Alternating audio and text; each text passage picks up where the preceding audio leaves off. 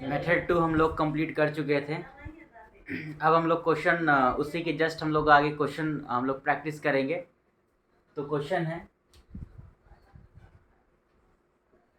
Find the range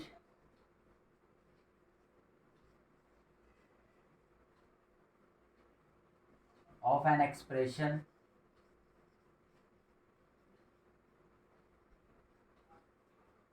f of x is equal to 3 sine square root of pi square by 16 minus x square।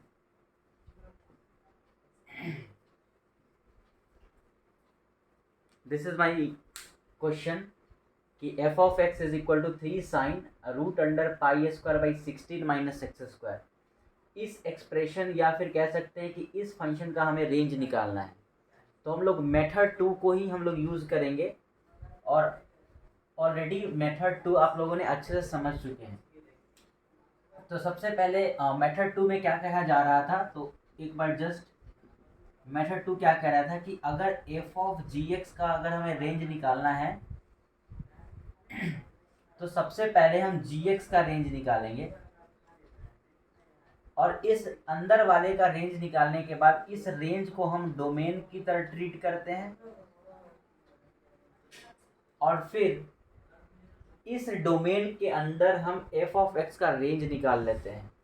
तो जो f of x का range इस domain के अंदर आएगा, ये ट्रीटिंग डोमेन के अंदर आएगा, that is the range of the entire function f of gx। तो एग्जैक्टली हम ऐसे ही करने वाले हैं। तो सबसे पहले हम लोग gx का सबसे पहले हम लोग रेंज निकालेंगे। तो सबसे पहले आप बताओ कि अंदर कौन सा फंक्शन है। तो आप देखें कि f of x is equal to 3 times sine of root under pi square by 16 minus X square. ये हमारा साइन का अंदर का एक्सप्रेशन है। तो सबसे पहले हम इस एक्सप्रेशन कि सबसे पहले हम इस फंक्शन का रेंज निकालेंगे। तो चलिए हम लोग इस फंक्शन का रेंज निकालते हैं।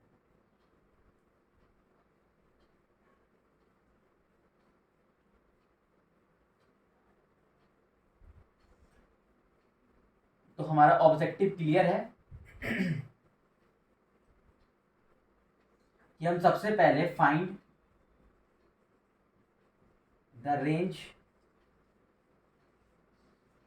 आप जल्दी से भी कर सकते हैं इसको, लेकिन चूंकि मुझे समझाने के लिए बस इतना लाइन लिखना पड़ रहा है कि हमें किस चीज़ का रेंज निकालना है। तो फर्स्टली हम फाइंड द रेंज ऑफ, हम पहले इस अंदर वाले का जो हमारा साइन का अंदर जो हमारे पास जो एक्सप्रेशन लिखा हुआ है, सबसे पहले हम इस फंक्शन का या फिर हम ऐसे कह सकते हैं कि इस एक्सप्रेशन का सबसे पहले हम रेंज निकालेंगे।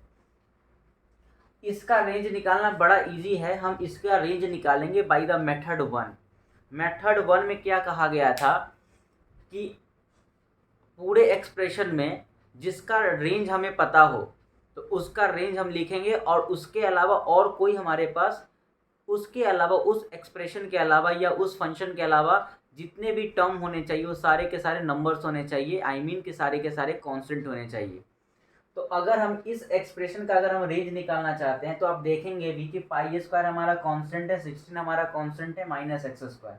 इसमें से किस एक्सप्रेशन का आपको रेंज पता है तो आप कहेंगे कि सर ये एक्स स्क्वायर जो एक्सप्रेशन लिखा हुआ है ये एक्स स्क्वायर का रेंज हमें पता है।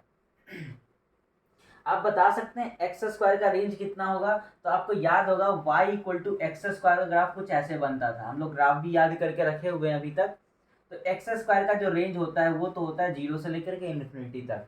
तो ऑफ कोर्स एक्स स्क्वायर का रेंज हो गया हमारे पास 0 से इन्फिनिटी।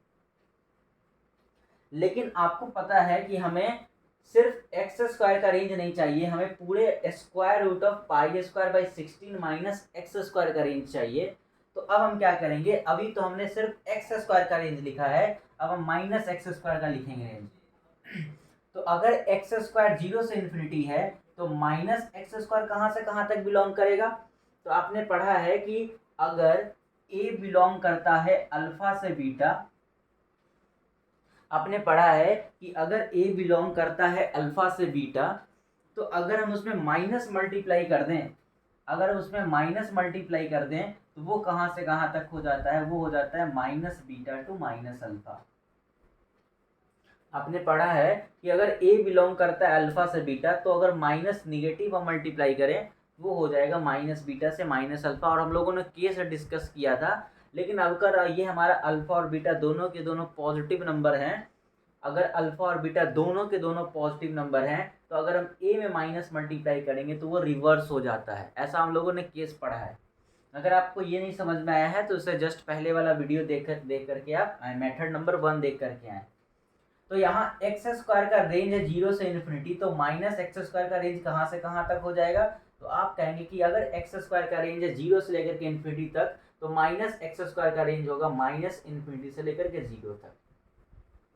क्योंकि एक्स स्क्वायर बिलोंग कर रहा है 0 से लेकर के इन्फिनिटी तक, तो माइनस एक्स स्क्वायर हो जाएगा माइनस इन्फिनिटी से 0 तक। लेकिन आपको पता है कि अभी हमें सिर्फ एक्स स्क्वायर का रेंज पता था, माइनस एक्स स्क्वायर का रेंज पता कर लिए, लेकिन हमें ये पता है हमें तो पाई स्क्वायर बाई 16 तक का रेंज निकालना है, और वो भी स्क्वायर रूट। तो अब ऐसा करेंगे हम लोग कि पाई स्क्वायर बाई 16 हम इन दोनों में हम ऐड करेंगे।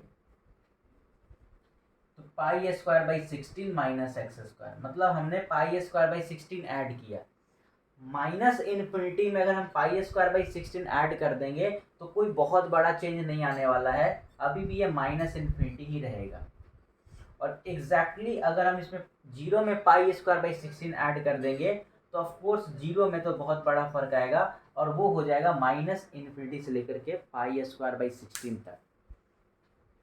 लेकिन आप कहेंगे कि पाई square by 16 minus X square का रेंज हमें नहीं निकालना है, हमें तो रूट अंडर वाले का निकालना है, हमें तो root under pi square by 16 minus X square का रेंज निकालना है। तो अब हम इस पे लेने जा रहे हैं रूट। अगर हम इस पे रूट लें तो root under pi square by 16 minus X square, इसका हमें निकालना है।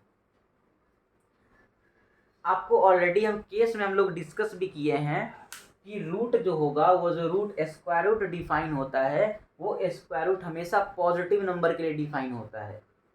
लेकिन यहाँ पे तो हमारे पास क्या आ रहा है, यहाँ तो हमारे पास माइनस इन्फिनिटी से लेकर के पाई स्क्वायर बाई 16 है। लेकिन आपको पहले से पता है कि माइनस इन्फिनिटी से लेकर के 0 से पहले तक, कि 0 से पहले तक जितने भी नंबर होंगे, 0 से जस्ट पहले, मैं ये कह रहा हूँ कि अगर 0 से पहले ये हमारे पास 0 है, तो 0 से जितने भी पहले वाले होंगे वो सारे के सारे नंबर्स तो नेगेटिव होंगे। तो हमारा जो रूट डिफाइन होगा वो केवल और केवल 0 से लेकर के पाई बाई 16 तक डिफाइन होगा, केवल और केवल 0 से लेकर के पाई स्क्वायर बाई 16 तक डिफाइन होगा। तो अगर हम 0 से लेकर के पाई स्क्वायर बाई 16 तक अगर हम रूट निकालें तो 0 का रूट कितना हो जाएगा, 0, और पाई स्क्वायर बाई 16 का रूट कितना हो जाएगा, तो आपको पहले से पता है, ये तो हो जाएगा 0 से लेकर के पाई बाई 4। तो root under pi square by 16 minus X square का जो हमारा रेंज है, वो रेंज हमारे पास आ चुका है 0 से लेकर के पाई बाई 4। अब ये जो रेंज हम लोगों ने निकाला है 0 से लेकर के पाई बाई 4, अब इस रेंज को आपको पहले से पता है कि जो 3 टाइम्स जो sine square root of pi square by 16 minus X square, तो इसका हमें रेंज निकालना था, और इसका रेंज हम लोगों ने निकाल भी लिया। और इस रेंज को हम लोग क्या करेंगे, अब हम रेंज को हम लोग एक तरीके से डोमेन की तरह ट्रीट करेंगे। किस चीज के लिए डोमेन की तरह ट्रीट करेंगे, एफ एक्स के लिए। और यहाँ पे एफ एक्स का काम कौन करेगा, साइन। तो अब हमें क्या करना है, साइन का रेंज देख लेना है इस डोमेन के अंदर। ठीक है, इसका हम लोगों ने रेंज निकाला, और इस रेंज को हम लोग मानेंगे डोमेन, और इस डोमेन पर हम लोग एफ एक्स का रेंज निकालेंगे, साइन का रेंज निकालेंगे। जो आएगा दैट इज योर आंसर।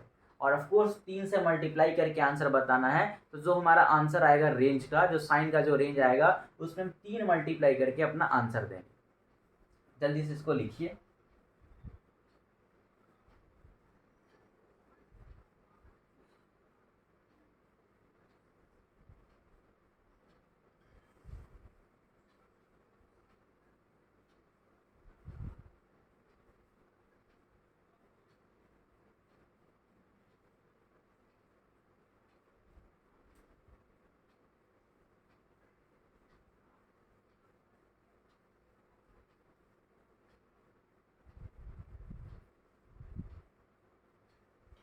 तो अब हम लोगों का जो रेंज आया है वो आया था 0 से π/4। अब हम क्या करेंगे, उस 0 से π/4 वाले को हम मानेंगे डोमेन, और हम साइन का हम लोग रेंज देखेंगे।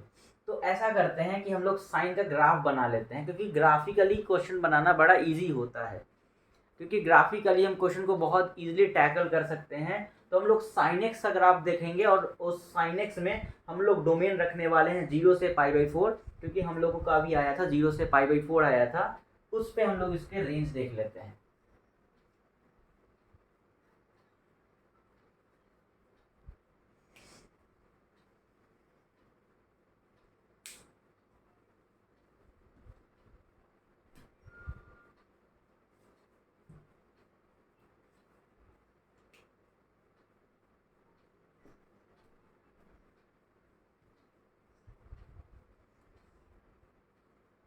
तो ये हमारे पास है एक्स एक्सिस, और ये है हमारे पास वाई एक्सिस।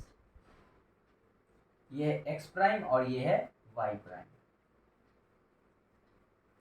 तो साइन एक्स का ग्राफ कैसे होता है, तो आपको याद है ये हमारे पास है 1 और ये हमारे पास है -1, क्योंकि साइन का हमें पहले से पता है कि साइन का मैक्सिमम वैल्यू 1 होता है और साइन का मिनिमम वैल्यू -1 होता है। तो हम लोग इसका ग्राफ कुछ ऐसे आ जाएगा,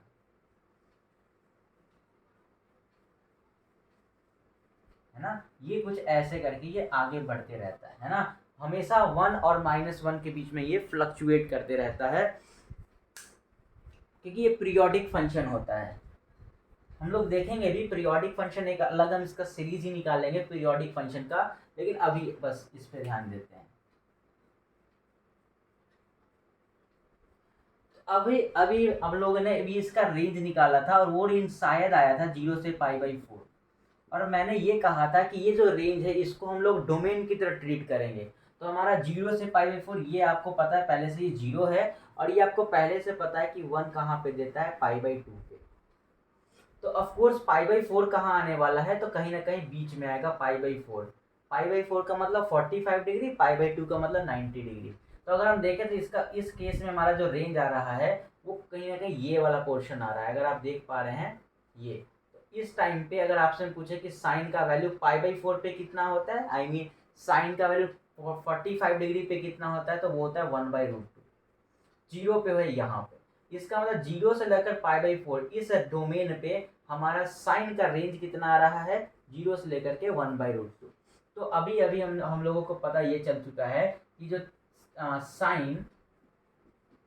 साइन ऑफ √√π² - x², इस फंक्शन का जो हम लोगों ने अभी रेंज निकाला है वो आया है 0 से लेकर के 1/√2। लेकिन आपको पहले से पता है कि हमें इस फंक्शन का रेंज नहीं निकालना है, हमें तो 3 मल्टीप्लाई करके निकालना है। तो हमारा पूरा रेंज जो हो जाएगा, हम 3 मल्टीप्लाई करके आंसर देंगे।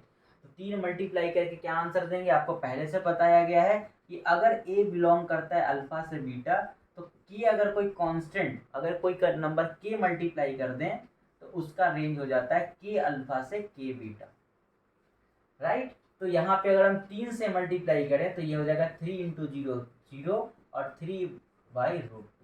तो हमारा ओरिजिनल फंक्शन का जो रेंज है ये हो जाएगा 0 से लेकर के 3/√2। This is my the answer.